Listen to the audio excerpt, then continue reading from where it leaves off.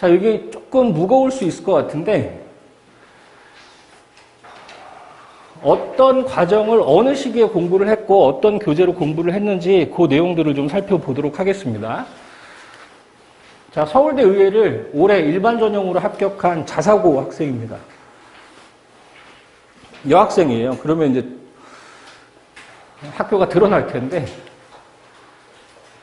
고1 때부터 고3 때, 고3 때는 이 학교는 다 절대평가 과목이었기 때문에 80점만 넘으면 A를 받을 수 있는 상황이어서 고3 성적은 뺐고, 그 다음에 고1 1학기, 2학기, 2학년 1학기, 2학기 성적으로 전 학기 성적이 1.29. 그 다음에 1학년 1학기 때 보면은 2등급이 2개. 영어 성취도가 굉장히 좋은 친구였거든요. 그러니까 초등학교 6학년 때부터 인근 학원에서 탑 학원에서 탑반에서 계속 있던 친구였어요. 그래서 영어에서는 뭐 이렇게 등급이 안 나오진 않겠다 이렇게 생각하고 있었는데 여고다 보니까 정말 촘촘하게 학생들이 배정이 돼 있어서 그래서 실수 하나 갖고 등급이 좀 미끄러졌던 상황이고, 그다음에 통사가 너무 쉽게 나와서 좀 감점 당한 거 갖고 등급이 또 안 나왔던 상황입니다. 자, 요 정도 성적이면 국어 1등급, 수학 1등급, 영어 2등급, 그 다음에 한국사, 통사, 통과. 요 정도 성적이면 학교에서 몇 등 정도 할까요? 1.32 정도. 전교 5등 안에 들죠. 그쵸? 그래서 어머니들이 이런 성적표를 받아보셨을 때 집에서 불같이 이렇게 화를 내시는 경우들이 많으시거든요. 아니, 왜 1등급을 못 받아? 중학교 때 A랑은 완전히 좀 다른 얘기니까. 자, 1등급은 그 고등학교에서 반에서 1등 정도로 생각하시면 돼요. 반에서 1등 정도. 그럼 전 과목을 2학년 2학기 같은 경우는 전 과목을 1등급을 했는데 이 얘기는 모든 과목을 다 반에서 1등을 했다는 얘기죠. 그렇죠? 상당히 높은 등급이고 이런 내신 성적은 주변에서 찾기가 좀 힘들어요. 이 학교도 굉장히 빡센 학교거든요. 자, 그러면 1.3이면은 전교에서 한 5등 정도의 성적이고, 그 다음에 1.27이면은 여기서는 두 과목이 2등급이 나왔는데 단위수가 좀 작은 과목이 2등급이 나와서 내신 등급은 조금 더 높게 나왔죠. 이게 한 3등 정도 성적이었고, 이게 7등 정도 성적이었고, 이게 1등 성적이었습니다. 약간 기복이 있는 상황이었는데 2학년 1학기, 즉 이과 편중된 시험에서 1학기 때 조금 버거웠다가 2학기 때는 과목 수가 좀 줄어들면서 1.0의 성적을 달성을 했죠. 학교에서는 교과로 쳤을 때는 전교 2등으로 졸업한 학생입니다.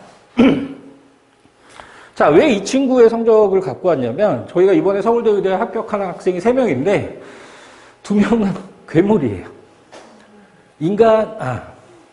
약간 인간이 아닌? 그냥 제가 봐도 쟤는 그냥 공부가 재밌나 싶은.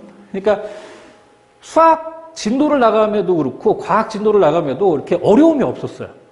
그냥 다 이해하고 풀면 풀리잖아요. 어쩔 때는 저한테 막 설명을 하는데 기발하다. 그러니까 약간 머리도 뛰어나고 태도도 좋고. 그러니까 서울대 의대를 못 가면 이상하다라는 생각하는 2명이었고 이 친구는 인간입니다. 약간 노력으로 극복한 케이스예요. 수학 머리가 그렇게 뛰어나지 않았는데 정말 도끼로 극복한 케이스. 뭘 잘했냐면 아까 말씀드렸듯이 영어는 부대낌이 없었어요. 영어는 이쪽 지역도 마찬가지겠지만 영유부터 시작해서 계속 영어에 노출되고 그 다음에 에세이도 잘 쓰고 그 다음에 모의고사를 보면 고3 모의고사를 한 95, 96 정도 이렇게 받아내고 1학년, 2학년 모의고사는 잘 안 틀리고 이 정도 난이도까지 고등학교 들어가기 전에 극복을 했던 케이스였어서 영어 잘했고 그 다음에 암기 과목 잘했어요. 암기 과목을 이렇게 좀 비껴나는 적이 없었어요.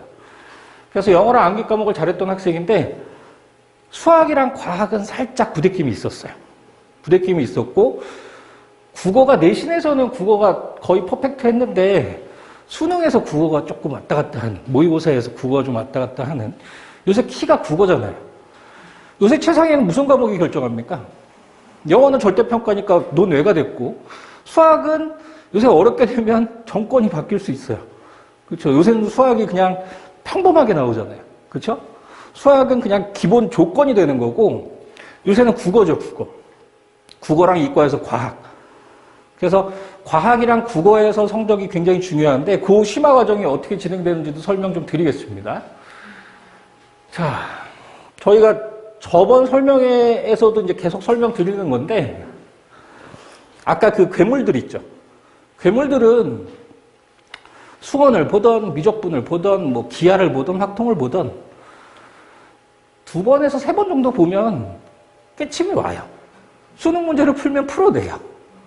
그냥 개념 이해하고 고쟁이 정도의 고쟁이 정도, 약간 일품이랑 비슷한 난이도의 내신 교재인데 고쟁이 정도의 난이도의 교재를 보면 그거 풀고 오답 정도 정리하고 아 이런 게 있구나라는 개념 깨치면 수능 문제 풀어냅니다. 그러니까 얘네들은 번외예요, 번외. 근데 제 기준으로는 이런 학생이 학교 한 350명 사이즈 학교일 때 한 2명에서 3명 정도 있어요. 한 6명 정도 있다라고 얘기할 수 있는데 그 2명에서 3명을 제외한 나머지 3명은 수학만 잘해요. 전교권에는 없어요. 수학은 1, 2등급을 왔다 갔다 하는데 다른 과목은 이제 한국사 같은 거 5 뜨고 6 뜨고 그럼 합산을 해보면은 뭐 한 3점대 중반 5덕 그죠? 그래서 이런 친구들의 비중은 그렇게 크지 않고 대부분의 친구들이 이쪽 친구들이란 말이에요. 그렇죠? 여기 태도 최상이라고 되어 있죠. 태도 최상. 물론 이제 태도도 안 갖춰 있는 친구들이 많은데 지금 이 친구를 설명하기 위해서는 요 단계를 설명을 해야 될 것 같아요. 그러니까 저희 그 저희가 이제 학생들을 교육할 때 기본 로직이 이거거든요. 천재가 아니면 반복해서 봐라. 자, 이런 거예요.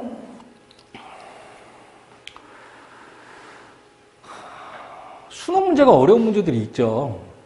그다음에 모의고사 문항들이 어려운 문항들이 있는데 수능이랑 모의고사는 100분의 시간이 주어지거든요.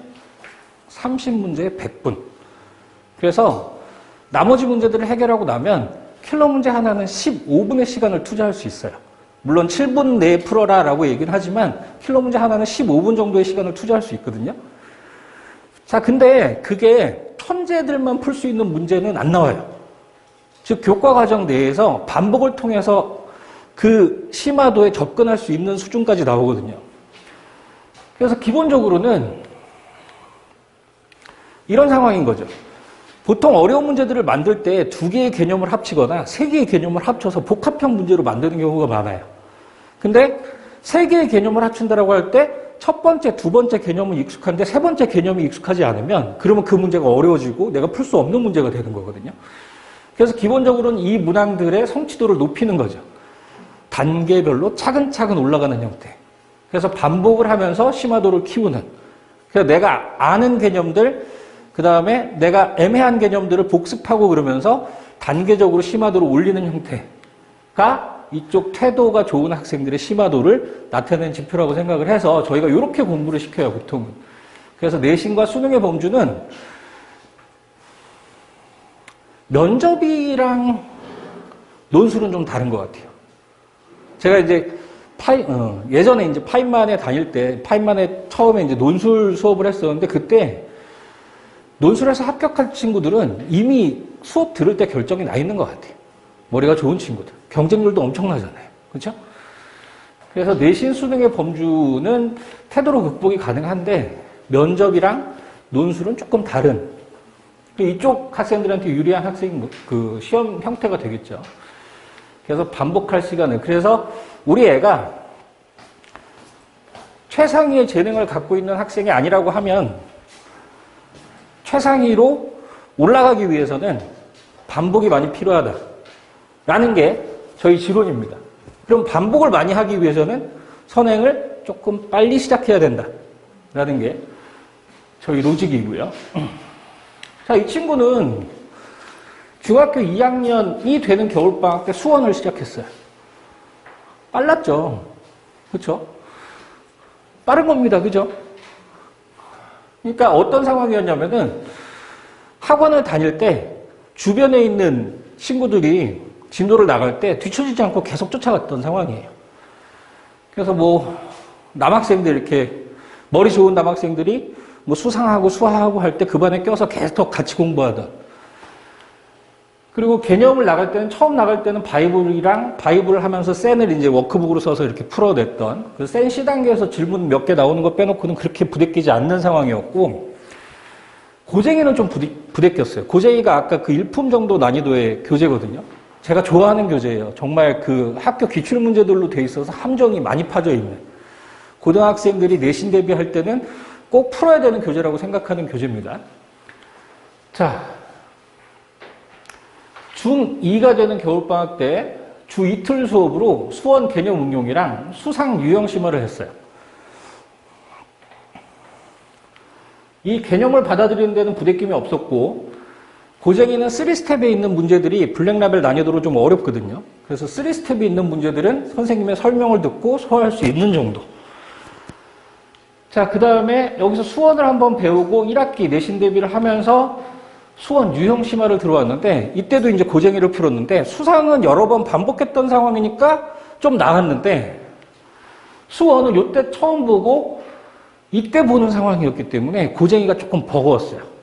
자, 그러면 이제 질문 나오는 상황이 머리가 좋은 남학생들, 막 빡빡빡빡 치고 나가는 학생들은 질문을 별로 안 하는데, 아니면 선생님이 얘기하면 딱딱 알아먹는데, 이 친구는 좀 고민을 해야 되는 상황인 거예요. 나름 중학교 첫 시험 보고 완전 최상위권의 성적을 찍었는데, 학원에 오면은 자기가 약간 중간 아래 그 반에서, 이게 이제 자존심이 상하기 시작하는 거죠. 그래서 수학적 이해도는 좋지만 약간 그 수학적 재능, 그러니까 머리 좋은 애들을 따라잡기 위해서는 노력이 필요하다라고 혼자 판단을 했어요. 이게 저희 학원 오기 전의 얘기거든요. 혼자 판단을 해서 이때부터 뭘 했냐면 오답 노트를 쓰기 시작했어요. 중학교 2학년 학생이 오답 노트를 써라 라고 얘기하지 않았는데 자기가 스스로 오답 노트를 쓰기 시작했어요. 그리고 1학기 때 수원을 이렇게 해결을 했고 2학기 때 수투를 이렇게 해결을 했습니다. 그 다음에 과학은 또 요 친구들, 요 남학생 친구들이 뭐 영재고나 과고 이렇게 보고 이제 시작하는 그 물원 반에 같이 시작했고, 그 다음에 여름방학 때 화원을 같이 시작했어요. 그 다음에 국어는 뭐 중학교 2학년 때 수능을 풀리는 국어학원은 없죠. 보통은 이제 책 주고 그 책 읽어와라. 그 다음에 그거 감상문하고 토론하고 발표하고 아니면 그거에 꼬리 문제들 이렇게 만들어서 그 꼬리 문제 풀고 이런 형태인데 꾸준히 다녔습니다. 꾸준히 다녔고, 영어는 아까 말씀드렸지만 그 근처에서 이제 탑 학원이 압구정 IL이 레벨 원반이었는데 거기 이제 다니면서 중3 때까지 꾸준히 이 반을 유지를 했고요. 그래서 영어랑 암기과목 완성도가 높고, 그러니까 암기력이 좋고, 그 다음에 수학 이해도 괜찮았고, 과학 이해도랑 집중력이란 표현은 이 친구가 뭘 잘했냐면은, 아까 오답노트도 썼다라고 했지만, 필기를 잘했어요. 중2 필기답지 않게. 막 색깔도 바꿔가고, 형광펜도 하고, 자기가 이해가 안 되는 부분들 체크하고, 인간이에요. 괴물급은 아니고, 머리는 인간. 근데 태도는 신급이죠. 태도가 정말 잘 갖춰져 있는.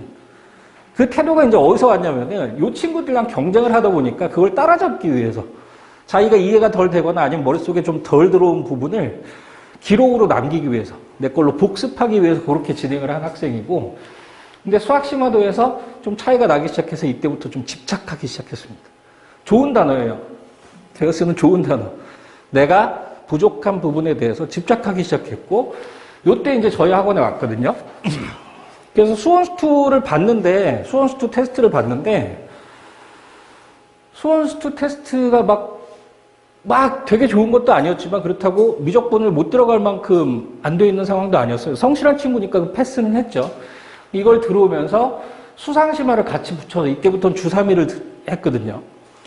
그래서 미적분만 나가는 게 아니라 미적분 하면서 수상심화를 같이 했는데, 수상심화가 이제 블랙라벨로 한 단계 올라가는 거예요. 고쟁이 3스텝, 2스텝에 살짝 있었고 3스텝이 좀 버거웠는데 이 친구한테 이제 블랙라벨을 갖다 대니까 이게 이거 끽끽 되기 시작하는 거예요. 그러니까 울상이 되는 상황이고, 그때 이제 오답 노트를 쓰는 게 너무 이뻐서 저희가 지도를 했던 게 뭐냐면 선배들의 오답 쓰는 방법을 알려줬어요. 그래서 이 친구가 진학한 고등학교를 바로 졸업한 서울대 의대를 간 친구가 있는데 그 친구의 오답 노트에는 뭐가 적혀 있냐면 제가 이제 이 오답 쓰는 방법을 한 100여 명한테 알려주거든요.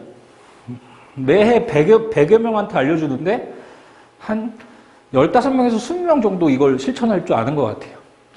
이게 의지가 필요한 거라서. 자, 우리 애들 오답하라고 하면 어떻게 합니까? 일단 엄마나 선생님이 하라고 그래야 해요. 그렇죠? 대부분의 학생들은. 근데 이제 이 친구는 스스로 하는 스타일이고. 자, 오답을 한다라고 하면 틀린 걸 선생님이 풀어준 걸 기억하거나 아니면 내가 틀린 부분을 찾아서 고치죠. 그래 답이 나오죠. 그럼 끝. 그러면 다음에 그 문제를 맞출 수 있을까요? 또 틀려요. 그렇죠? 또 틀릴 확률이 거의 80%가 넘어요. 왜? 내가 틀렸던 거니까. 단순히 계산 실수로 틀렸는데요. 그 계산 실수는 또 나옵니다. 그래서 이 친구는 그 선배의 오답을 알려준 게 그 계산 과정, 고치는 과정이 다 끝나고 나서 마지막에 한 줄 쓰는 거, 색깔을 바꿔서 빨간색이든 자기가 좋아하는 색으로 바꿔서 그걸 하게 했어요. 내가 이 문제를 보고 이 조건에서 내가 찾아내지 못했던 이유 또는 조건은 다 파악했는데 내가 풀이 과정을 연상하지 못했던 이유 이런 것들을 한 줄 정도로 쓰기. 처음에는 이게 잘 안 돼요.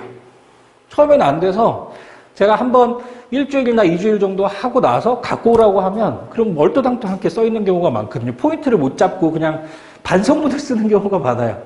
근데 이제 포인트를 이제 잡을 수 있게.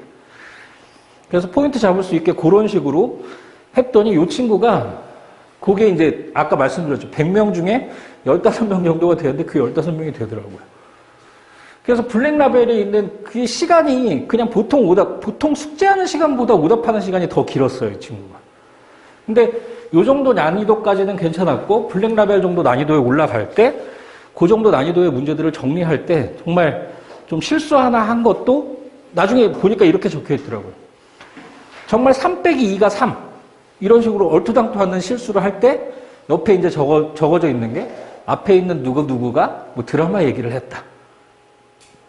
그러니까 내가 그 상황에 정신 팔린 상황도 이제 복기를 하는 그런 상황까지 연출을 하는 그래서 좀 집착을 갖고 인간인데 신계로 올라가기 위한 노력을 많이 했던 친구입니다. 그리고 수학을 이제 그 3학년이 되는 겨울방학 때 미적분 개념 심화를 마플교과서 들어보셨나요? 엄청 두꺼운 책이에요. 저희 최애 교재입니다. 최애 교재. 개념 원리부터 블랙라벨 난이도까지 몽땅 들어가 있는 교재예요. 그래서 엄청 두꺼워요. 베개로 쓸 수 있을 정도. 게다가 아시잖아요, 그죠? 게다가 기본 개념부터 시작해서 심화 개념까지 그리고 다른 풀이 방법까지 우리나라에 있는 교재 중에 가장 자세하게 써 있는 교재입니다. 학원 선생님들이 그 교재로 수업을 하면 너무 잘 써 있으니까 수업하기가 좀 버거워요. 그래서 교재로 채택 안 하는 경우도 많고. 근데 저는 혼자 공부할 때, 즉, 한번 나간 내용을 복습할 때는 그 교재 꼭 쓰라고 합니다. 그래서 저한테 이제 지도받는 친구들은 마플 교과서가 너덜너덜해요. 그 두꺼운 책이. 그 정도까지 반복해서 볼 수 있는 상황이 좋아요. 자, 그래서 겨울학기 들어올 때 수상심화, 요때부터 이제 그 오답 쓰고 내가 그 문제를 복습하거나 그런 상황들이 조금 더 좋아졌던 상황이고, 그 다음에 수화심화도 계속 들어갔고요. 여름방학까지 미적분이 2회독 진행된 상황이었습니다.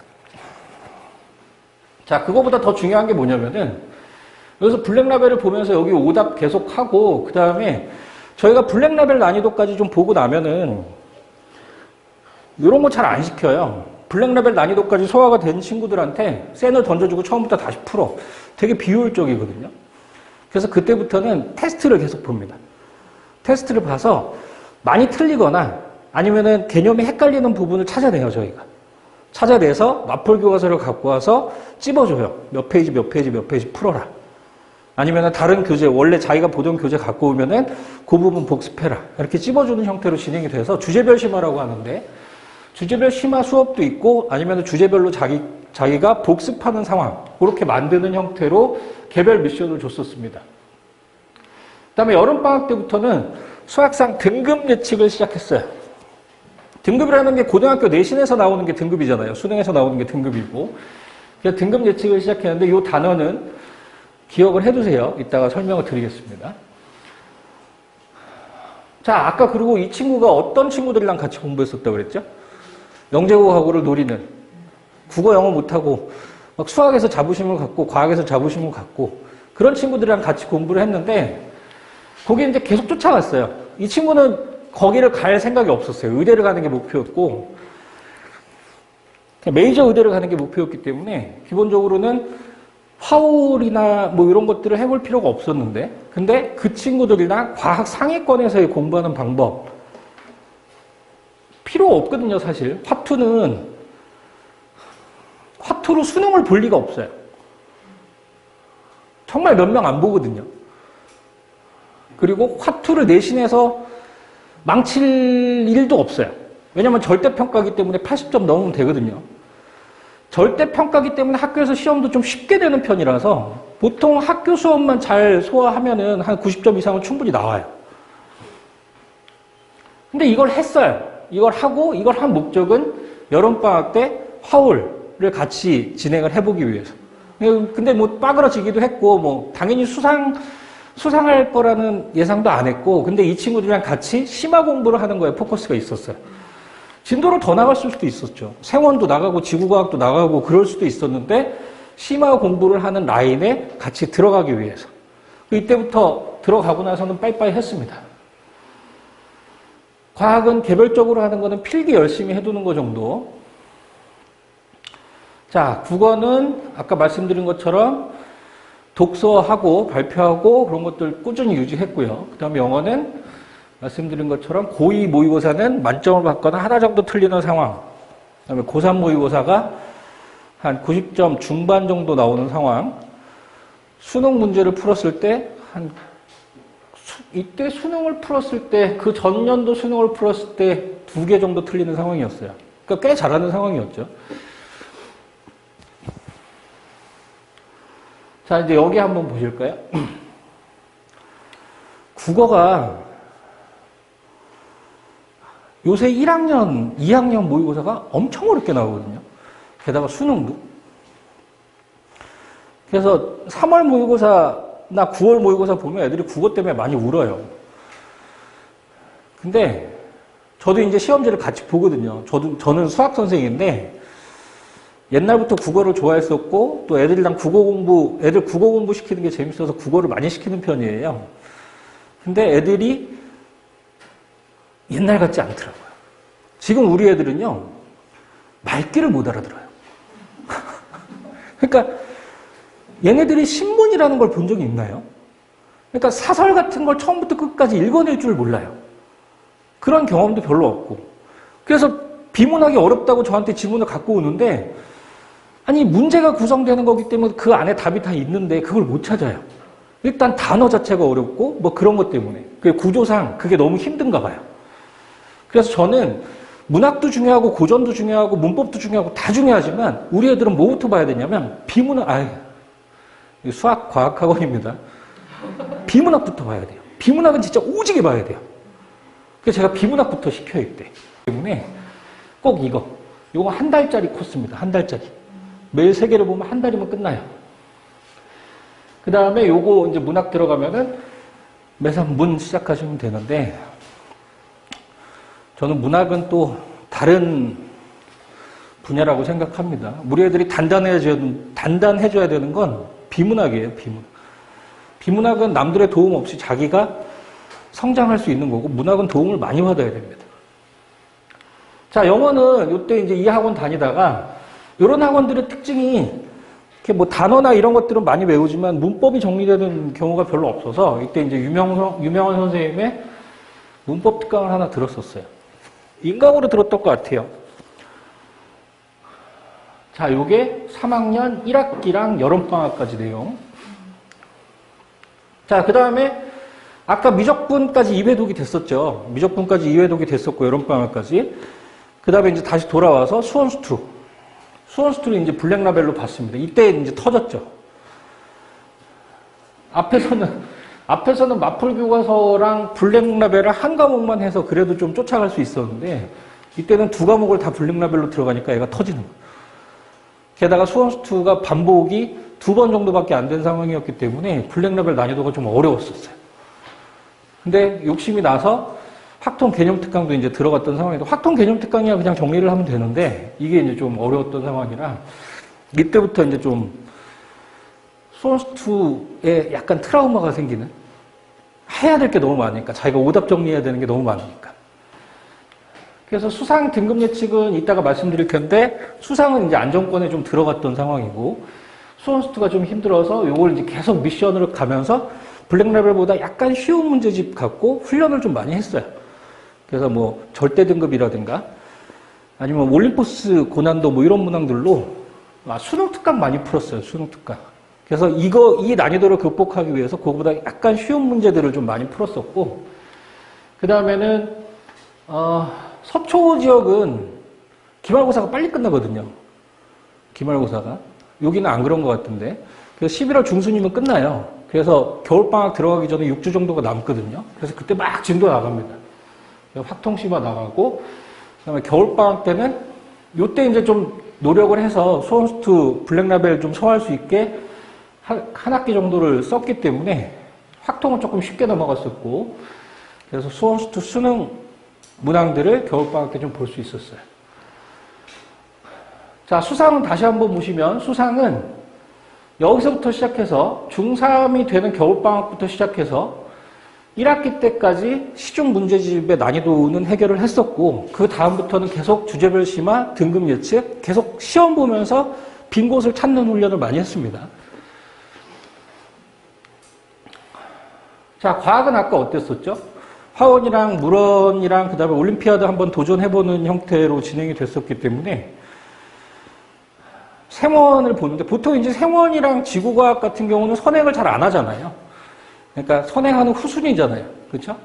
그래서 이때 생물 유전 특강이 진행이 되는 반이 있어서 생물을 전체를 보는 게 아니라 3단원만 이렇게 보는 형태로 진행이 됐고, 그 다음에 겨울방학 때는, 여기는 이제 화원 물원을 올림피아드 진행을 한다고 좀 맥이 좀 힘을 많이 쏟았던 상황인데, 거기서 이제 필요 없는 것들을 좀 제껴내고, 그 다음에 화원 물원을 개인 교재로 해서 하이탑 복습하고, 그 다음에 수능 특강 문항들, 3점짜리 문항들 빼고 쭉 한번 정리하는 형태로 개별 미션을 진행을 했었습니다.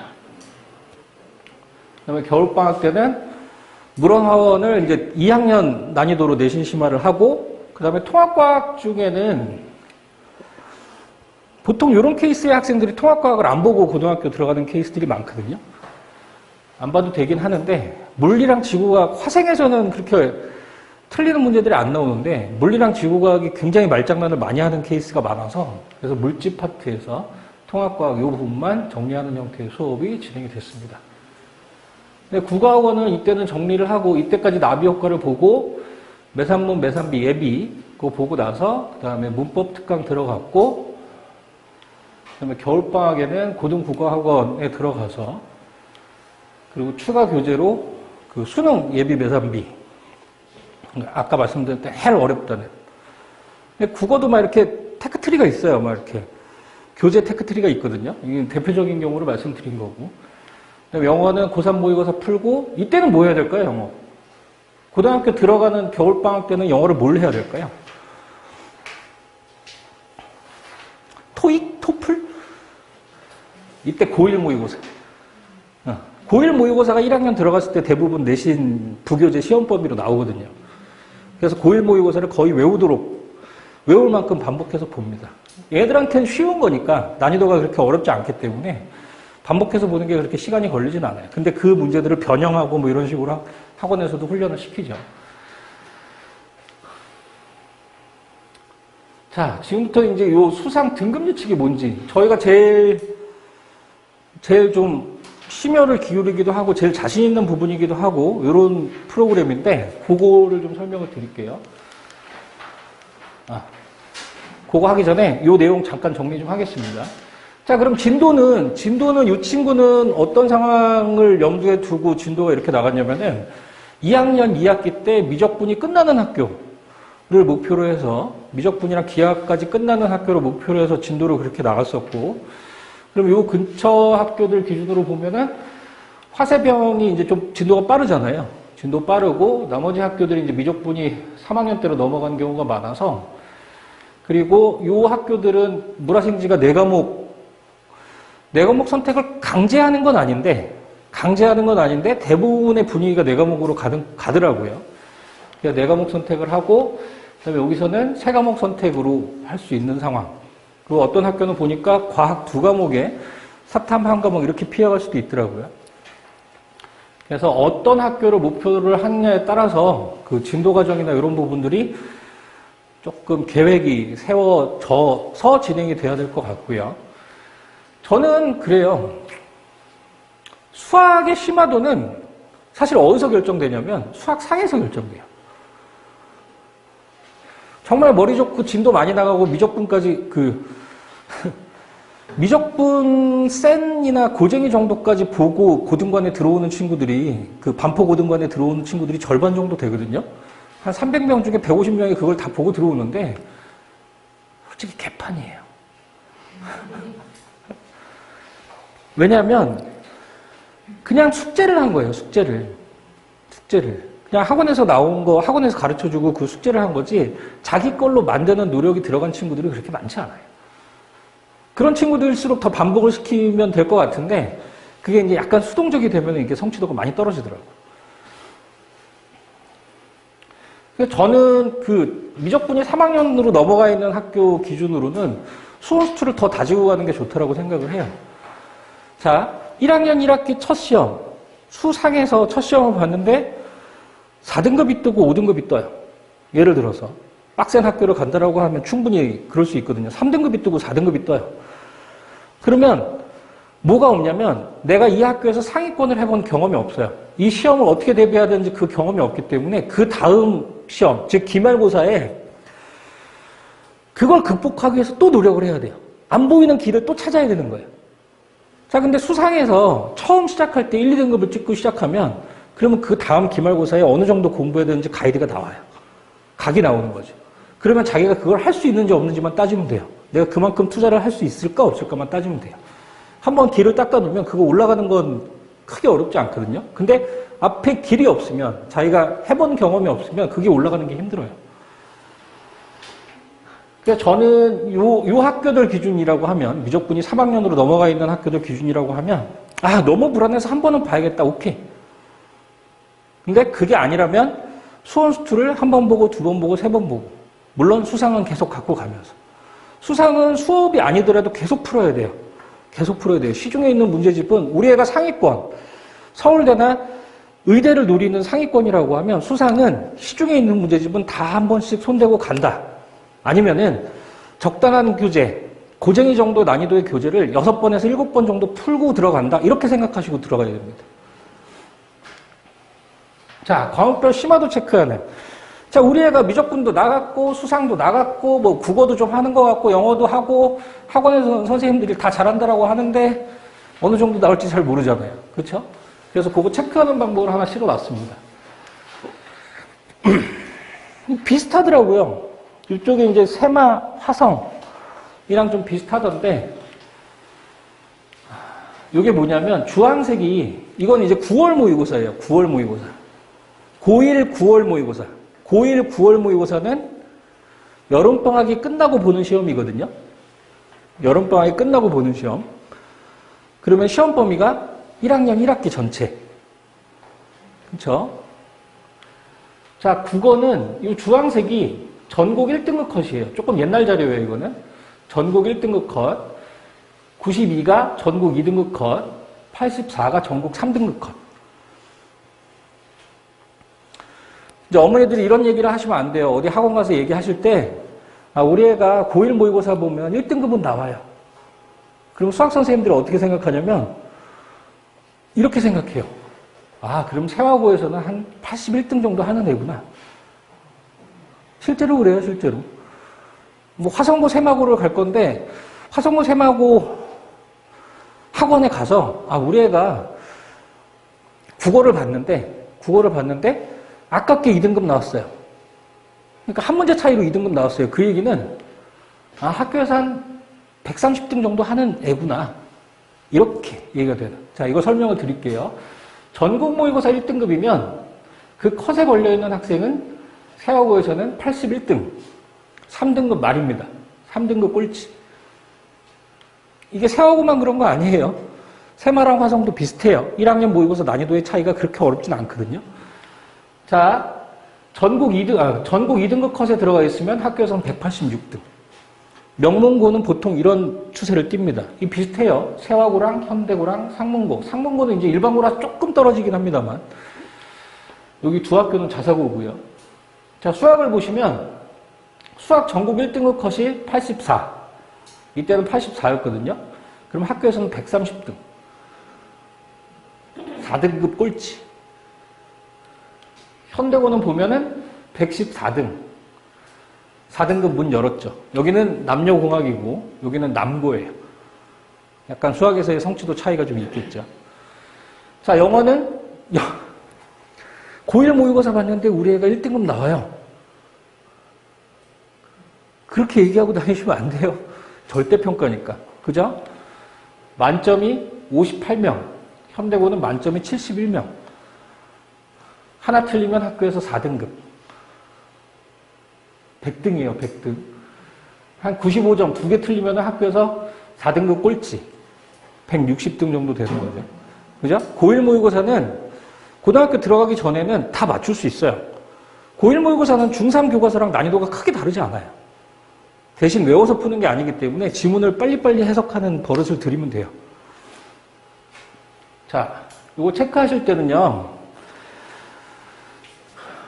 이렇게 체크하시면 됩니다. 제가 이거를 몇 년 동안 해왔는데 거의 비슷하게 맞아요.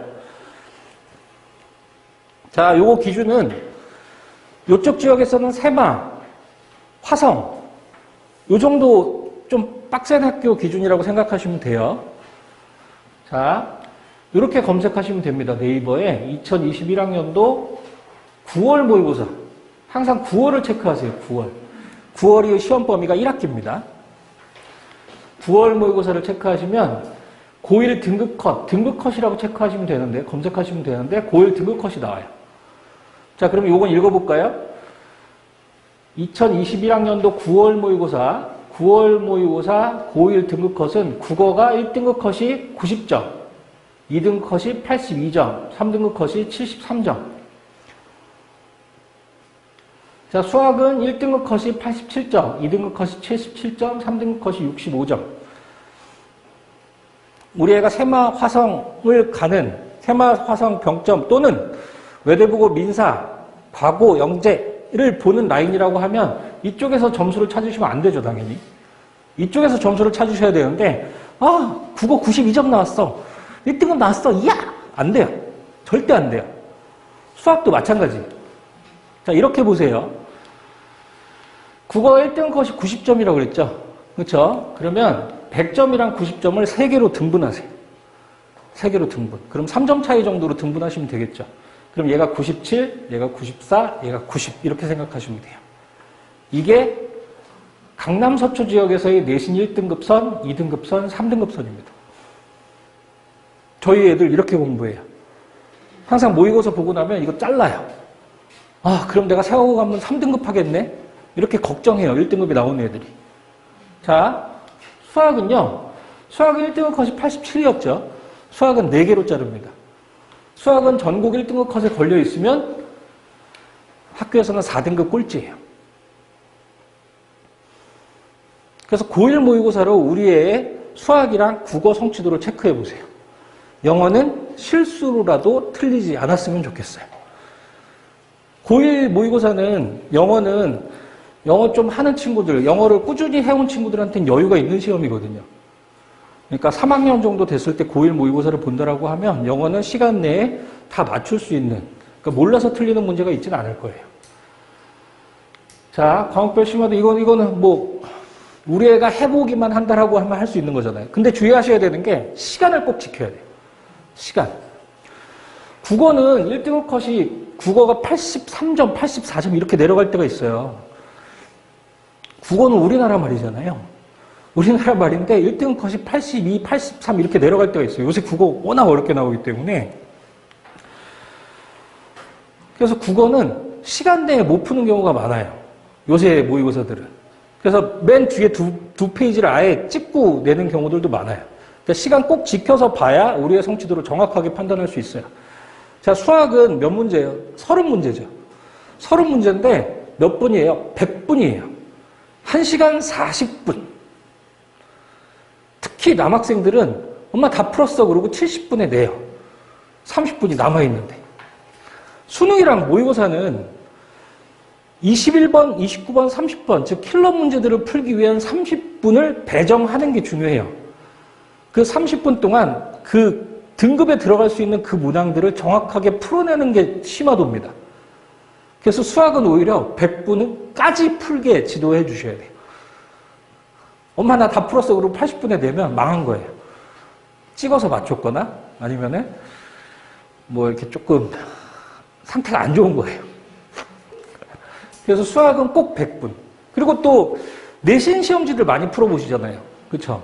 뭐 반성고 중간고사 시험 아니면 뭐 하성고 아니면 뭐 휘문고 이런 중간고사 시험지들 많이 보시는데 고등학교 1학년 시험을 풀 때는 꼭 시간 맞추셔야 됩니다. 편안하게 풀면 성적 잘 나와요. 그래서 오판을 하시는 경우가 많아요. 이런 경우 되게 많아요. 우리 애가 휘문고 거 풀었는데 하나 틀리고 다 맞았어요. 그럼 휘문고 가도 되겠네요. 근데 거기 가서 4등급, 5등급 찍습니다. 첫 번째는 시간. 첫 번째는 시간 꼭 체크하셔야 돼요. 시험 시간은 50분입니다. 대부분의 학교가. 시험 시간은 50분이고 OMR이랑 서술형 쓰는 것까지 생각해서 45분 컷으로 푸셔야 돼요. 아니면 오판하시게 될 거예요. 두 번째는 시험을 보고 끝나는 게 아니라 등급 컷을 아셔야 돼요. 그 학교의 이 시험의 1등급 컷, 2등급 컷, 3등급 컷. 우리 애가 하나 틀리고 다 맞았어요. 라고 하는데 그 시험이 재작년 세화고 같은 경우는 100점이 88명이었습니다. 코로나 때문에. 100점이 88명이면 하나 틀리면 4등급이거든요. 그러니까 등급 컷을 정보를 아셔야 돼요. 그래서 그 학교에서 등급 컷이 어떻게 나왔다. 그래서 이 시험의 난이도가 그 학교에 몇 등급을 할 수 있는지는 시간과 등급 컷을 알고 들어가셔야 됩니다. 모의고사는 국어, 수학은 이런 식으로 체크를 해보시면 좋고요.